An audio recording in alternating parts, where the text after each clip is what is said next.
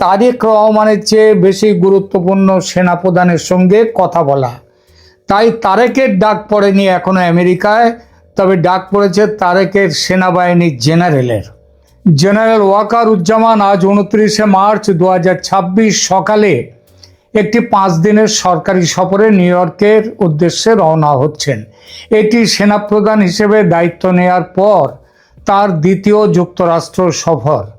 এর আগে 2024-এ শেখ হাসিনার পতনের পর তিনি যুক্তরাষ্ট্র ও কানাডা সফর করেছিলেন। এবার তার সফর সঙ্গী হিসেবে আছেন তার স্ত্রী সারা নাজ কমলিকা জামান। এছাড়া সামরিক ডেলিগেশনেও আছেন 3 জন ব্রিগেডিয়ার জেনারেল। শুধু স্ত্রীকে নিয়ে সস্ত্রীক যাচ্ছেন তা নয়, 3 জন ব্রিগেডিয়ার জেনারেল মোহাম্মদ সারাফউদ্দিন খান, নাজমুল হাসান এবং মোহাম্মদ এহসানুল হক, এই 3 জনকে নিয়ে যাচ্ছেন এবং একজন ক্যাপ্টেন পদমর্যাদার এডিসিও রয়েছেন তাদের সঙ্গে। সেনা দপ্তর সূত্রে জানা গেছে, যারা বলছে এটা নাকি ব্যক্তিগত সফর, কারণ জর্জিয়া অঙ্গরাজ্যের সিনেটর বাংলাদেশি মুলুকের শেখ রহমানের আমন্ত্রণে এই সফর হচ্ছে। তবে এটা সেই শাক দিয়ে মাছ ঢাকার মতো ব্যাপার। সিনেটর শেখ রহমান ভদ্রলোক একেবারে 3 ব্রিগেডিয়ার জেনারেল সহ আর্মি জেনারেলকে নিমন্ত্রণ পাঠাবেন, আর সেই নিমন্ত্রণ রক্ষা করতে সবাই ঊর্ধ্ববাহু হয়ে ছুটবেন, এটা পাগলেও বিশ্বাস করবে না। সংবাদ আছে, কিন্তু চিঠির পূর্ণ পাঠ বা অফিসিয়াল কপি প্রকাশ্যে নেই। আমেরিকায় তৈরি অস্ত্রশস্ত্র কেনার ব্যাপারে আলোচনা হবে। এছাড়া অফিসিয়াল নোটে আরও বলা আছে, ইন্টার অপারেবিলিটি মানে পারস্পরিক বোঝাপড়া, তাদের অপারেশন করা, তারপর operability, capabilities, shared security interest, exercise, disaster response এবং সাপোর্ট, এই সব কথা আছে।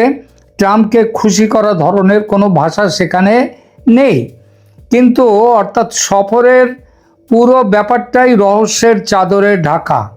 শুধু বাংলাদেশের সেনা সূত্রে যা জানা যাচ্ছে, আমেরিকার ডাক এসেছে বটে, তবে কে চিঠি দিল, কবে চিঠি দিল, চিঠিতে কি আছে সে সম্পর্কে সবার মুখে একেবারে কুলুপাঁটা। প্রেসিডেন্ট ট্রাম্পকে খুশি করতে অস্ত্র ক্রয় ও প্রতিরক্ষা চুক্তির বিষয়টি। যুক্তরাষ্ট্রে বর্তমান প্রেসিডেন্ট ডোনাল্ড ট্রাম্পের প্রশাসন ক্ষমতায়।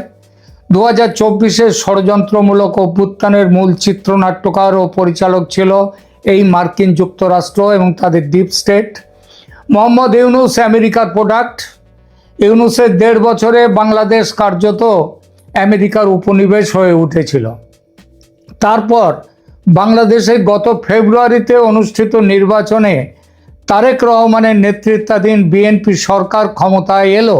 এটা আমেরিকার অভিপ্রেত ছিল না, তারা চেয়েছিল আরও বশংবদ হবে জামাতকে।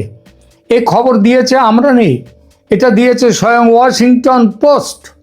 মৌলবাদী ও জঙ্গিদের নিয়ে আমেরিকার খেলা করা এবং ঘর করার একটা পুরনো ইতিহাস আছে। এই যে ওসামা বিন লাদেন, তার তাকেও কিন্তু প্রতিপালন করেছিল আমেরিকা। তারেক রহমান নির্বিঘ্নে দেশে ফিরেছেন ও বিপুল বিজয় নিয়ে ক্ষমতায় বসেছেন। এর পেছনে আছে শোনা যায় ভারতের ইঞ্জিনিয়ারিং ফলে এটা হয়েছে। কথাটা কে স্বীকার করেছেন? এটা বাইরের, এটা বাংলাদেশের সবাই জানে। আর এটা স্বীকার করেছেন স্বয়ং তুলসী গ্যাবার্ট, আমেরিকার গোয়েন্দা বিভাগের যিনি সর্বাধিনায়িকা। এই পরিস্থিতিতে আমেরিকা ড্যামেজ কন্ট্রোলে নেমেছে তারেক সরকারের সঙ্গে সম্পর্কের রসায়নটা ঠিক করে নিতে, অর্থাৎ সেনাপ্রধানকে ডেকে। যে কোনো নতুন সরকার যখন ক্ষমতায় আসে, বিশেষ করে ডোনাল্ড ট্রাম্পের মতো আমেরিকা ফার্স্ট নীতিতে বিশ্বাসী কোনো নেতার সঙ্গে সম্পর্ক দৃঢ় করতে হলে তাদের অর্থনৈতিক ও সামরিক সুবিধা দিতে হবে, এবং সেই সব লেনদেন একটি বড় প্রভাবশালী শক্তি হিসেবে কাজ করে। কার বিরুদ্ধে যুদ্ধের প্রস্তুতি নিতে চাইছে বাংলাদেশ, সেটা গবেষণার বিষয়। কারণ তার 3.5 দিকেই হচ্ছে ভারত, একটুখানি অংশে রয়েছে বঙ্গোপসাগর, আর সামান্য কিছুটা অংশ রয়েছে মায়ানমার। তো ভারতের সঙ্গে তাহলে টক্কর দেবে। এখন ভারতের সঙ্গে পাঞ্জা লড়তে গেলে যে প্রস্তুতির দরকার, যে সামরিক সরঞ্জামের দরকার, সেটা করবার সামর্থ্য এবং অবস্থানগত সুবিধা বাংলাদেশের আদৌ আছে কিনা সেটা ভেবে তবে বাংলাদেশের এগোনো উচিত ছিল। বঙ্গবন্ধু এটা বলেছিলেন বলেই তিনি বলেছিলেন আমাদের এত সেনাবাহিনী রাখার কি দরকার, সেনাবাহিনীর চারদিকেই তো আমাদের ভারত, সুতরাং ভারতই তো আমাদেরকে স্বাধীন করে দিয়েছে, তাহলে সেনাবাহিনীর উপর ওই জন্য তিনি জোর দেননি। তবে সেটা অন্য প্রসঙ্গ, কথায় কথায় চলে এলো, আপাতত সে প্রসঙ্গটা রেখে দিই। বাংলাদেশের সেনাবাহিনী দীর্ঘকাল ধরেই তাদের সামরিক সরঞ্জাম আধুনিকায়নের জন্য ফোর্সেস গোল 2030 নামে একটা মডেল অনুসরণ করছে।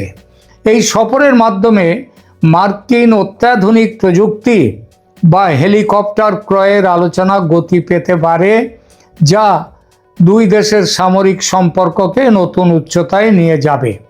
তবে এটা তো কেবল খুশি করা নয়, বরং পরিবর্তিত বৈশ্বিক পরিস্থিতিতে চীনের উপর নির্ভরতা কমিয়ে পশ্চিমা সরঞ্জাম, বিশেষ করে আমেরিকান সরঞ্জামের দিকে ঝুঁকে পড়ার একটি কৌশলগত পদক্ষেপও হতে পারে।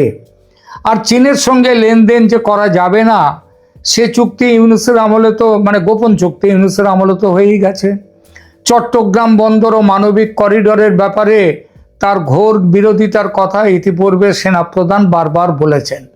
এখন জানা যাচ্ছে বিএনপি, জামাত সবাই এই ব্যাপারে সবুজ সংকেত দিয়েছে নির্বাচনের আগেই, সেই ডিসেম্বর জানুয়ারিতে যখন শুরু হচ্ছে আলোচনা। একমাত্র প্রকাশ্য বিরোধিতা ছিল সেনাপ্রধানের, এবার সেই বিরোধিতা একেবারেই চলে যাবে বলে আমেরিকা ডেকেছে। সবাই এখন বাংলাদেশের ক্ষমতার যতগুলো শীর্ষ কেন্দ্র আছে তারা সবই এখন এক গোয়ালের গরু হবে, সরকার, বিরোধী, সেনা সবাই। এবার আসি বাংলাদেশের আগামীর রাজনীতির গতিপথ নিয়ে মার্কিনিরা কি আদেশ দেবে জেনারেল জামানকে, সেই আলোচনায়। বাংলাদেশের রাজনীতিতে গত 20 মাসের নাটকীয় পরিবর্তনের পর মার্কিন যুক্তরাষ্ট্রের ভূমিকা নিয়ে ব্যাপক জল্পনা রয়েছে। জেনারেল ওয়াকারুজ্জামান শেখ হাসিনা সরকারের পতন, অন্তর্বর্তীকালীন সরকার গঠন এবং তারপর নির্বাচিত সরকারের কাছে ক্ষমতা হস্তান্তরের প্রক্রিয়ায় এই জেনারেল ওয়াকারুজ্জামান একটি গুরুত্বপূর্ণ ক্যাটালিস্ট বা অনুঘটক হিসেবে দায়িত্ব পালন করেছেন। মার্কিন যুক্তরাষ্ট্র দক্ষিণ এশিয়ায় ভারতের পাশাপাশি বাংলাদেশকেও একটি গুরুত্বপূর্ণ অংশীদার হিসেবে দেখতে চাইছে এখন। ফলত মার্কিন নীতি নির্ধারকদের সাথে সেনাপ্রধানের বৈঠকগুলোতে গণতন্ত্রের সুরক্ষা এবং আঞ্চলিক স্থিতিশীলতার বিষয়ে আলোচনা হওয়া স্বাভাবিক। এবং যেহেতু বাংলাদেশের রাজনীতিতে নির্বাচিত সরকারের চেয়ে সেনাবাহিনীর কথা চলে বেশি, তা এখন এটাকে আমেরিকার আদেশ বলবেন না উপদেশ বলবেন, সে বিচার আপনার।